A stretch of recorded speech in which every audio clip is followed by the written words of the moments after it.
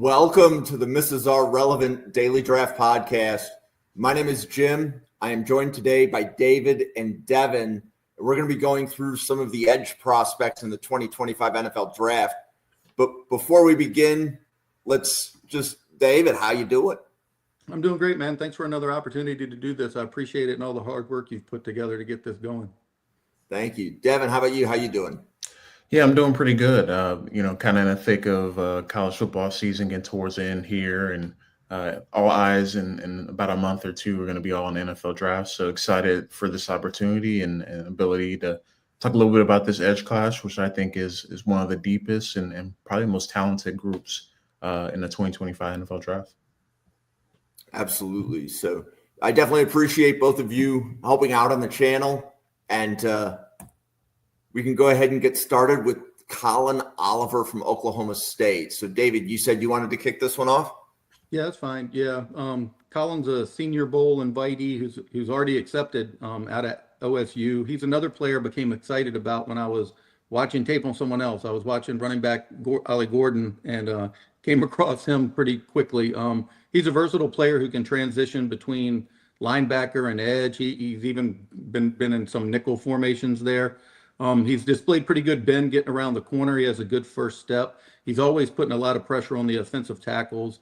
He's relentless in pursuit, very active in the run game. If the stats are correct, I think he has around 40 TFLs so far in his career there. He's an instinctive player who breaks down plays quick, and he gets after it just as fast. A lot of people will be concerned with his size. I think he's around 6'2", 240, but I'm not that concerned about that. His speed should play in the NFL, and I think he has the frame to add muscle and bulk up.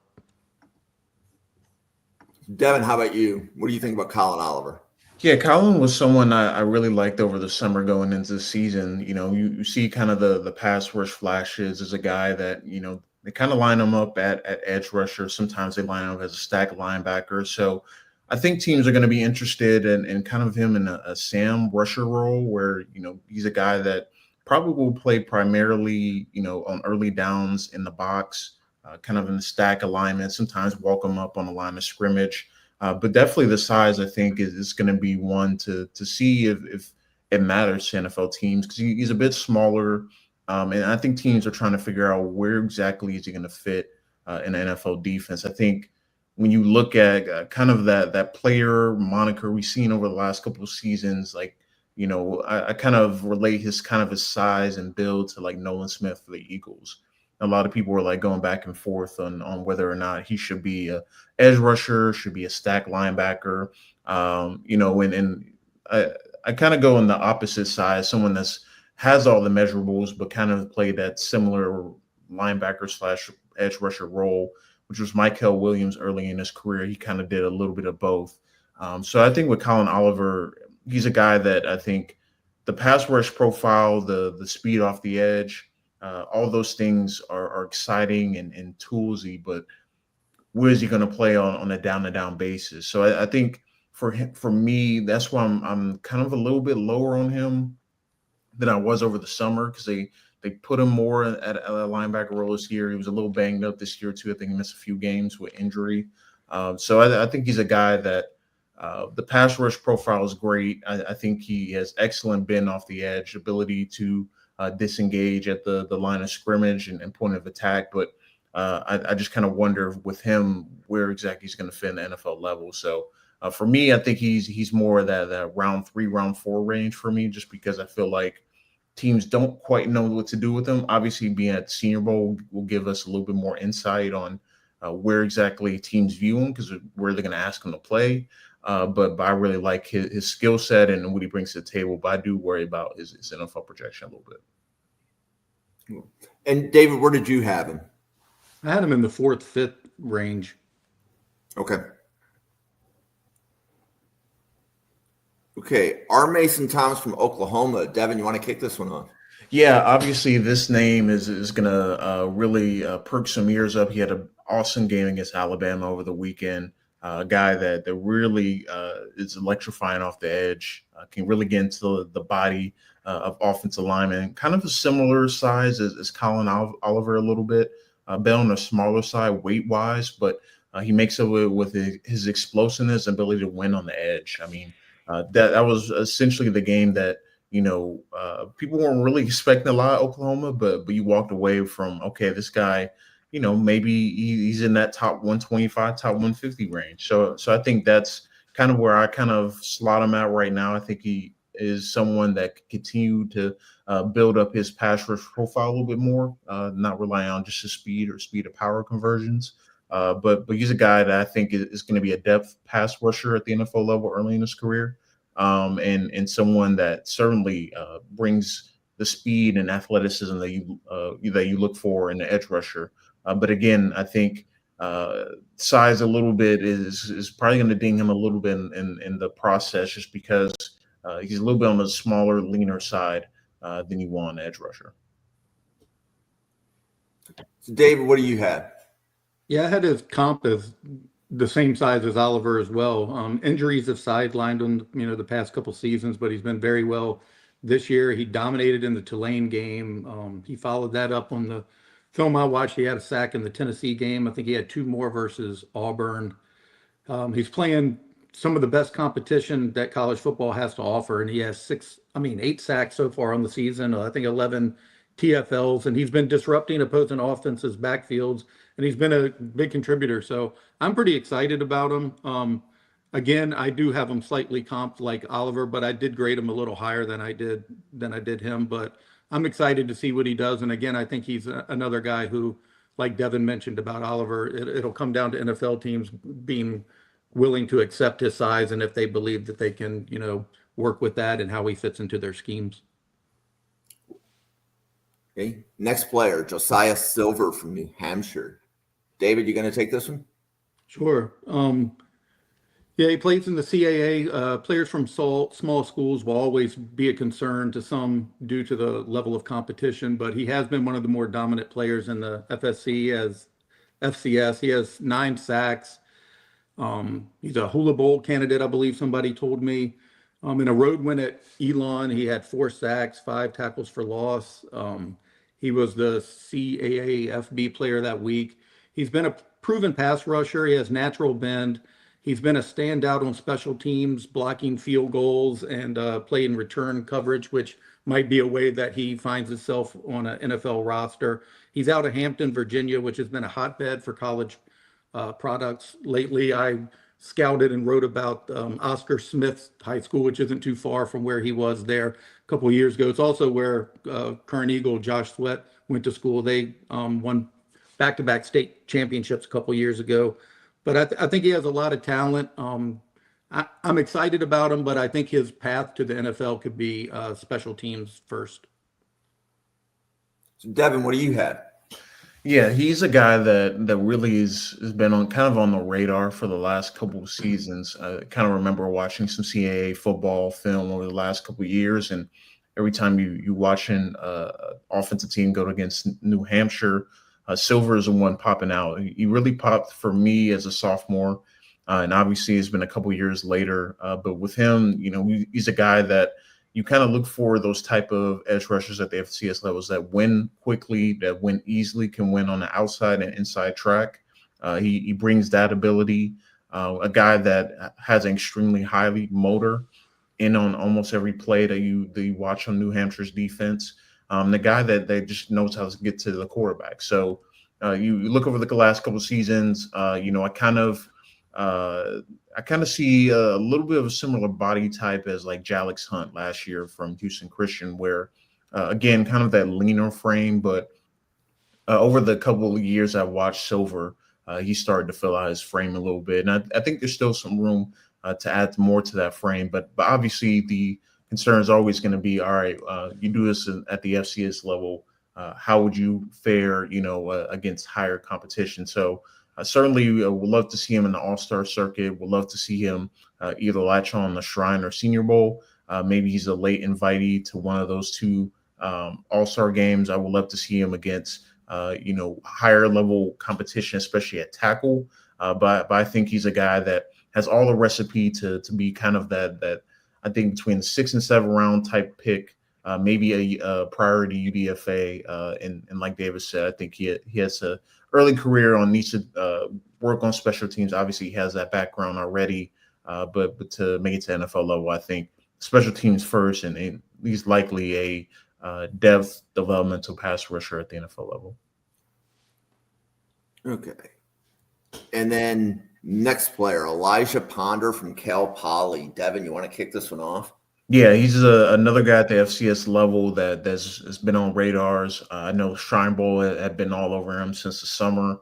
But Elijah Ponder, a guy, again, kind of that leaner, long frame, athleticism kind of oozes out of him. And you see him off the snap, able to, create separation against offensive linemen, win on the edge, win around the corner. Again, another high motor player at the FCS level that, I think, compared to some of the other guys that we've seen or have talked about over the last couple of slides here, I think Ponder is a little bit better at using his hands to win around the edge. So again, he's going to be another player that, he did a lot of great things at the FCS level. I think he has 7 sacks so far this year, 11 tackles for loss. So again, another extremely productive player at the FCS level. But I think with Ponder, again, it's going to be about, all right, you've done this at the FCS level.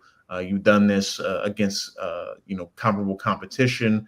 What about stepping up and play some of the Power 5 guys, whatnot? I think he's likely going to be a guy that probably gets invited to the Shrine Bowl if he hasn't been already. And I think he'll have a chance to prove, kind of like we just talked about with Josiah Silver, can he win consistently against NFL level offensive linemen? So I think, again, with small school guys, it's kind of a cautionary tale of you want to be excited about how they translate, to NFL level, some of the things that they do at the FCS level, but also how quickly they can learn and continue to develop their game at the NFL level. I think Ponder is another one of those guys that, can win on the edge, win on the outside track. It's going to be about continuing to stack those moves together. I think that's where he has room to improve, continue to build out his pass rush plan. Thank you. So, David, what do you have on Mr. Elijah Ponder? Yeah, I have a lot of the same thoughts. He is a little leaner, like Devin said, but I have seen, like I see your report there says he's 245. I've seen him up to as much as 260 on some places there. He has pretty, obviously he's really good height.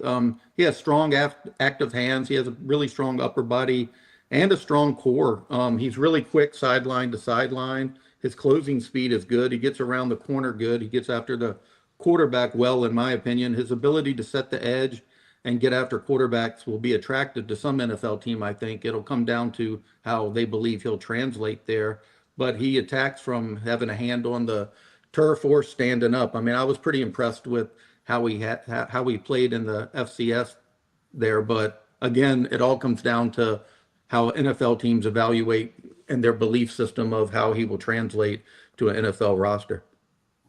Yeah, one thing I'll add on Ponder is that he did have 2.5 tackles for loss and a sack against Stanford. So there's certainly, some film out there that they'll show that, against a Power 4 opponent, he was able to hold his own. So I just wanted to add that note as well.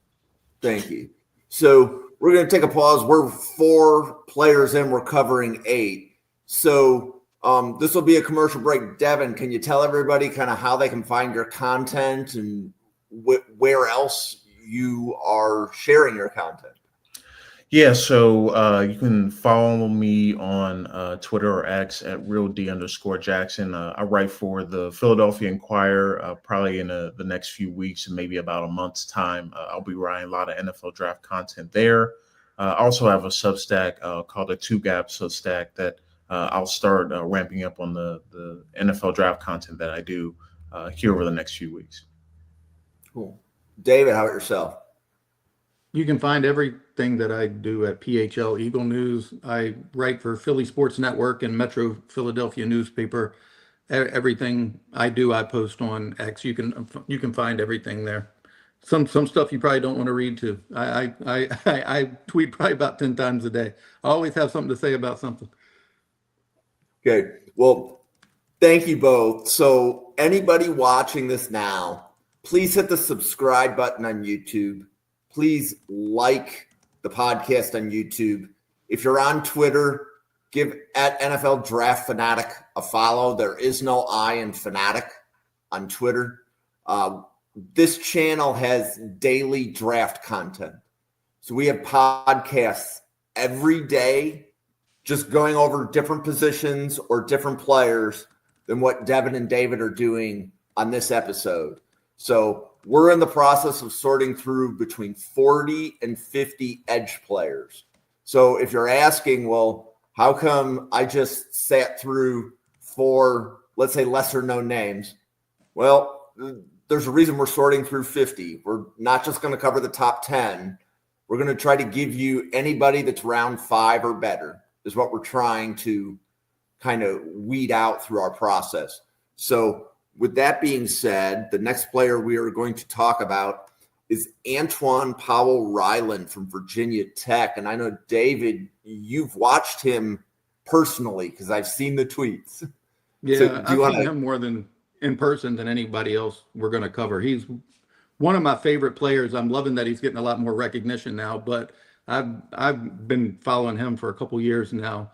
One of my favorite games I went to and saw him play this year was the Boston College game. He absolutely wrecked that game. I think he had 4 sacks in that one, and he was attacking the offensive line from all over. He was on the left, he was on the right, he was standing up, he had his hand in the dirt. I mean, he was all over the place in that game, and it was a really fun one to watch. He has a very effective and quick first step. He has a nonstop motor. He shows really good bend. He's effective when he drops into coverage. Some have stated he's a little undersized, but I haven't seen it cause him any issues on the field. He sheds blocks really well. He collapses pockets. He creates turnovers. He has a beautiful spin move. There really isn't much I don't like about him. I'm probably higher on him than most, and that could be because I go and see him more than anything else with the season tickets there at Virginia Tech. So I'm really a big proponent of him, but I do think he's as good as I believe he is, and I'm glad to see the national reporters starting to come on board with that as well. And what round grade do you have on Antwaun Powell-Ryland? I have him on 3rd round. Okay. Devin, how about you? Yeah, Antwaun Powell-Ryland was a guy that I really liked over the summer and kind of one of those underrated, flew under the radar type of guys. I know when you look at the ACC, a lot of attention was going elsewhere. You look at Patrick Payne at Florida State was one of those guys. Tyler Barron at Miami, we're getting a lot of the hype. But the thing I like most about Powell-Ryland is that he has a pass rush plan every time he gets ready to attack the quarterback. You know, it's a tempo rush sometimes. You know, can be varied in the way that they gets the speed to power, attacking the outside shoulder a couple of times, and he'll go inside track. So I think he's one of those guys that understands and has played, you know, enough football to understand how he can set up NFL tackles, and understanding that he doesn't want to try and go straight through the chest of offensive linemen. You know, we talk a little bit about his size getting dinged a little bit. I think more so, not necessarily the size component, but maybe his arms as long as you know, some NFL teams would like. But I think the thing that he does well is set up blockers. He's able to attack half the man, which a lot of edge rushers are taught in a way to be able to maneuver around offensive tackle. So I think Powell-Ryland does a great job of that. I think he has 3 games in his career, 4 more sacks in a game, which is an insane stat to have as an edge rusher. But I really like him. I think he's an early 3rd rounder type of player that, yeah, he's not going to be the most athletically gifted. He's not going to test off the charts, but I think he's a guy that when you put him in those situational 3rd downs, and I think early in his career, he'll probably be a designated pass rusher, just because I think he's a much better pass rusher than run defender right now. But I think he's a guy that can make an immediate impact at NFL level, which is why I think he's in that top 60, 70 range, because he's gonna be reliable, and you want those type of edge rushers at the NFL level. Okay, so Princely Umanmielen from Ole Miss. Devin, would you like to kick this one off?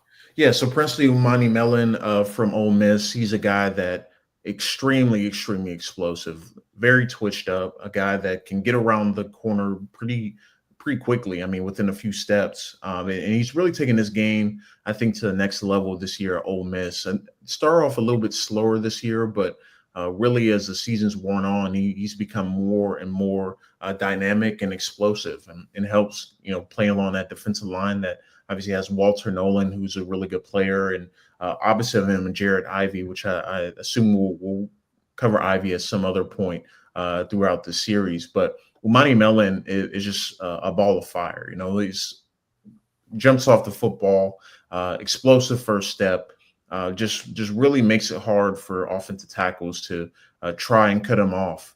He just makes it extremely difficult. And when he sets them up outside, he's able to use his inside pass rush moves. And I think that's kind of been the biggest growth with him this year is his ability to, if the first move doesn't work, he's able to transition and find a different route or take the inside track. I think with Umanmielen, the thing that I worry a little bit about him is still the run defending aspect of his game. I think sometimes he's a very vertical pass rusher, so he'll kind of rush run play and kind of take himself out of the play. I don't think he's as kind of refined with his handwork, isn't as strong core strength wise defending the run, but I think his speed obviously makes up for it. He's able to make plays kind of slashing down the edge on kind of those mesh type of runs where it's read option or, that type of replay with the quarterback run. But I think with Umanmielen, extremely explosive, a guy that certainly is pushing first round territory. I think if you're looking at him, you're probably like into the first round, early second round, I think, area. I know I've seen a lot of players or a lot of team or people mock him towards the end of that first round. But I think with Umanmielen, the pass rush profile is there, the size is there, the explosiveness is there. But I think as a run defender, he leaves a little more to be desired. David, how about you? Yeah, the only thing that I could add to that, I wrote down he's a very instinctive player. He gets off the snap really quick, and I wrote he's always reading, anticipating, and like Devin said, adapting. He's always figuring out if one thing doesn't work, he's moved on to the next. He has a really good spin move. I think he's an interesting prospect from the aspect that if he develops his hands and maybe adds a few more pounds and sets the edge better and does better against the run, I think he could get into the first round conversation. I have him as a second rounder as well. I have seen lots of people like Devin have him as a first rounder, but I always worry about run defense causing people to kind of slip out of that first round. So one of the things I've observed, right? So like we have, let's say, preseason boards, and then now we're not at final boards, but his stock hasn't changed much. And what I mean by that is I was seeing him mocked late round one on like he was like player 32 or player 35 on a lot of preseason boards. And that's about where he is now. So with all of the movement of players moving up and down boards, I think he is what people thought he was going to be. Right. He was there last year, for that matter. He was at the end of the first, top of the second a year ago. Yeah. So I definitely think Princely, you're going to hear him in the top 50. You'll hear his name called in the top 50. So, okay. Next player, Ashton Gillotte. Is that how we want to pronounce that? I think. Gillotte. I'm sorry. Yeah. Okay. Devin, you want to kick this one off?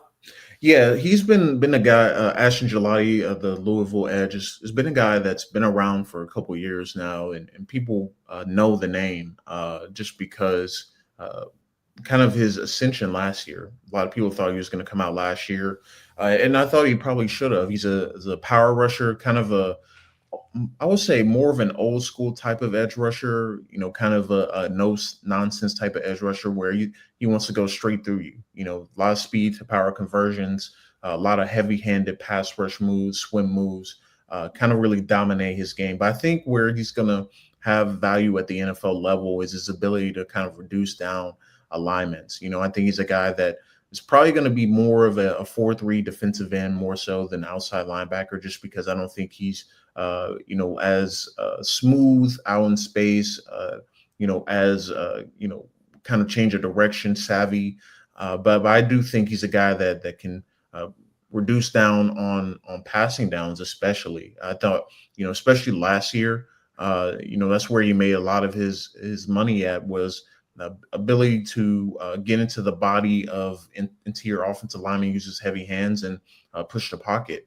And this year, we haven't seen quite the production that he had last year, just because a lot of teams have obviously zeroed in on him, sending double teams his way. But he had just coming off a weekend where we had one of his better games recently. I think he had 3 tackles for loss, 2 sacks this weekend, and you kind of see what exactly makes him such a great player is his heavy hands, ability to disengage.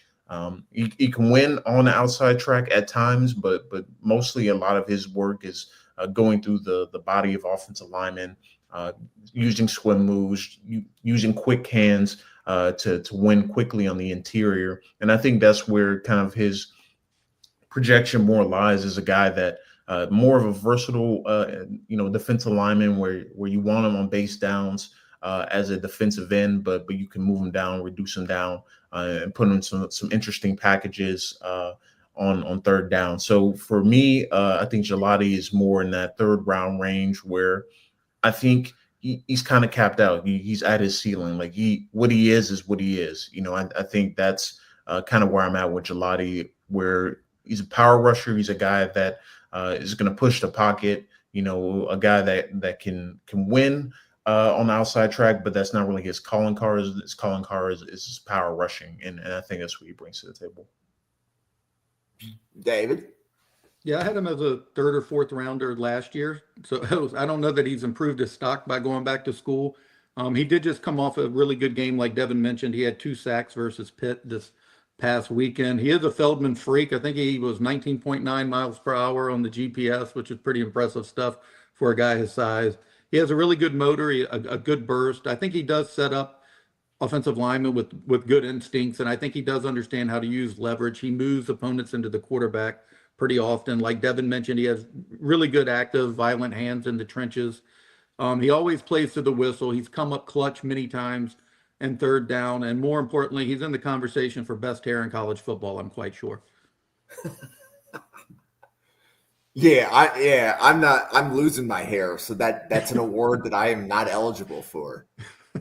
So cool. Okay, so before we begin our big finish, I do want to say thank you to everybody watching on YouTube and Twitter right now. So a reminder to please hit the subscribe, please smash the like, give Devin a follow, give David a follow me at NFL Draft Fanatic. We appreciate all of our followers. And if there's a player that you would like to see a scouting report on, we would be happy to put something together. Just interact with us, message us. There's numerous players that have emailed the channel saying, hey, can you do a scouting report on me? And even if they're out of the top 175, we are happy to spend a few minutes and kind of break down a player the way that we have so far. But for the big finish, we have Mykel Williams from Georgia. So, David, you want to kick this one off? Sure. Yeah, I have him as the 2nd edge rusher in the entire class. I mean, he's very young. I think that you're projecting traits as much as you are the stats. I don't know that he's filled the stat sheets up as much as some people had wanted him to throughout the season, but he's 20 years old. He's 6'5", 265, 34-inch arms. He's explosive off the snap. He has a large repertoire of pass rushes. He's really fun to watch. He sets the edge well. He gets off blocks well. He plays all along the line in 3-4 or 4-3. He seems to read plays pretty fast. He has a lot of traits, in my opinion. His toolbox is very full for a player 20 years old. I think he's the type of player that you build a defense around. I think he's a blue chip, 1st round, top tier talent. And I think he will be swallowed up in the draft really quickly. Devin, how about you? Yeah, Mykel Williams is such an interesting case study because you can see the traits from, just watching a few snaps of him. You see the the allure teams will have at the NFL level.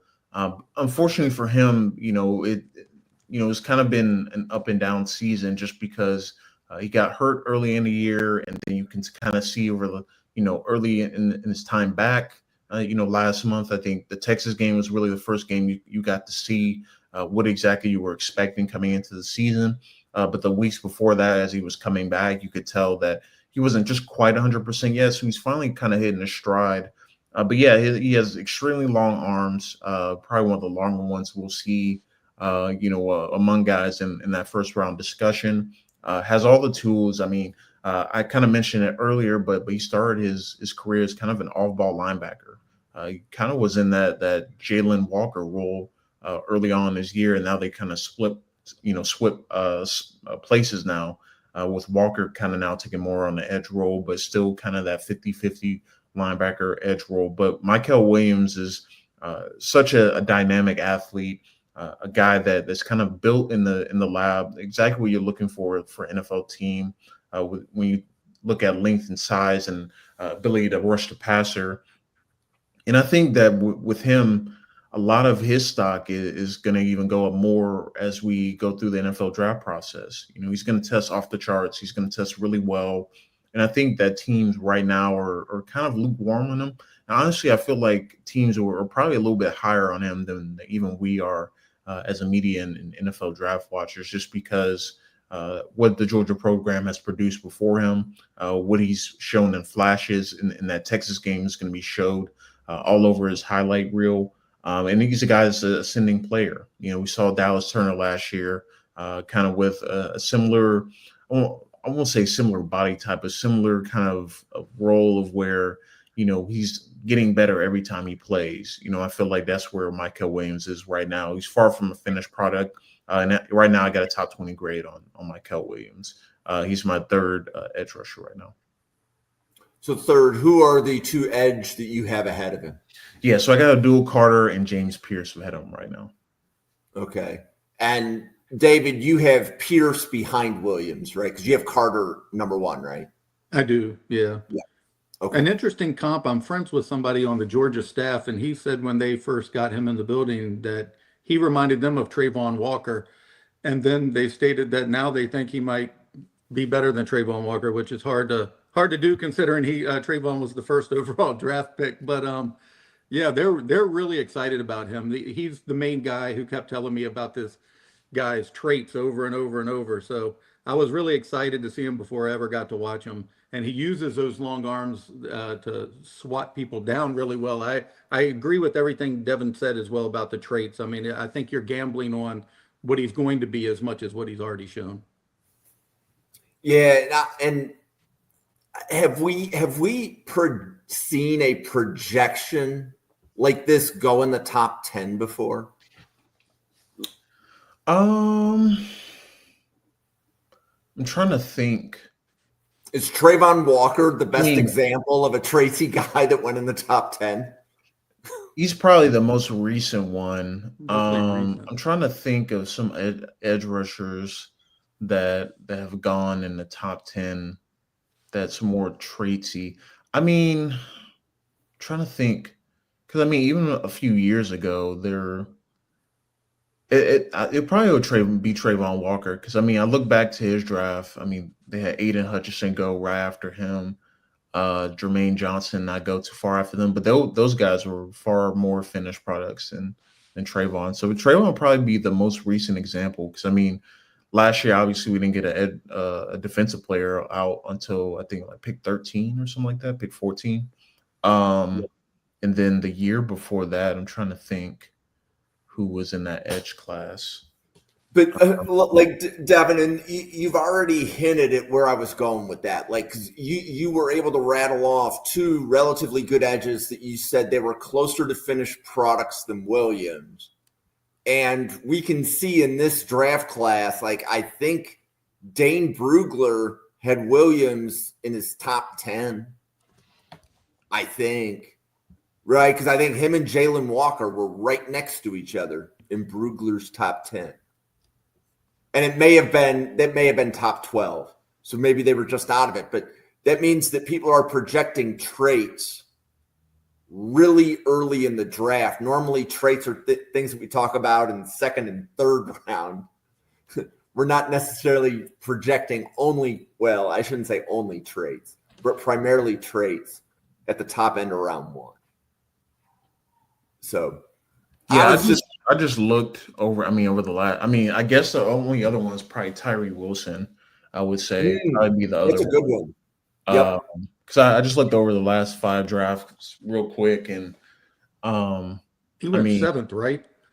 Yeah, he went 7 overall to obviously the Raiders, and he's just now starting to kind of turn the corner. It's been a couple years, so I think Tyree Wilson and Trayvon Walker, the last 2 edges we've seen that have all the traits, have all the ability, but weren't quite finished products. And as you can see, teams will take, that type of chance. Obviously, last year that wasn't the case with last year's class.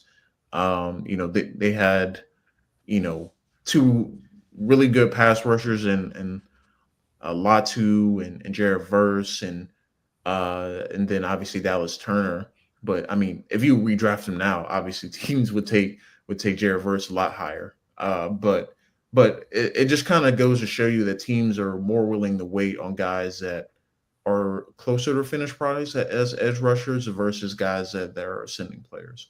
I think that's how the Eagles got Nolan Smith at the end of the first round, because it was another guy who was trait based for the most part, and the Eagles seemingly preferred to gamble on traits more than a lot of other organizations. Yes. So we are winding down. We just covered 8 players in about 37 minutes. So I applaud David and Devin for being very efficient with how you describe the players. Like, I do one of these podcasts every day. You guys definitely went through that highly efficiently. So thank you very much. Either of you have any parting words to say before we close out the podcast? No, thank you for everything y'all do. Definitely give Devin a follow. He's one of the better follows you can have if you're interested in the NFL draft. I've been following him for a few years. I've learned a lot from him, and I appreciate it. He's always one of the nicest guys on there. So definitely give that guy a follow. Follow all the work Jim's doing. It's been very beneficial to have all the open dialogue on all these players. Cool. Well, thank you, everybody, on behalf of the Draft Professor. Thank you very much, and until next time.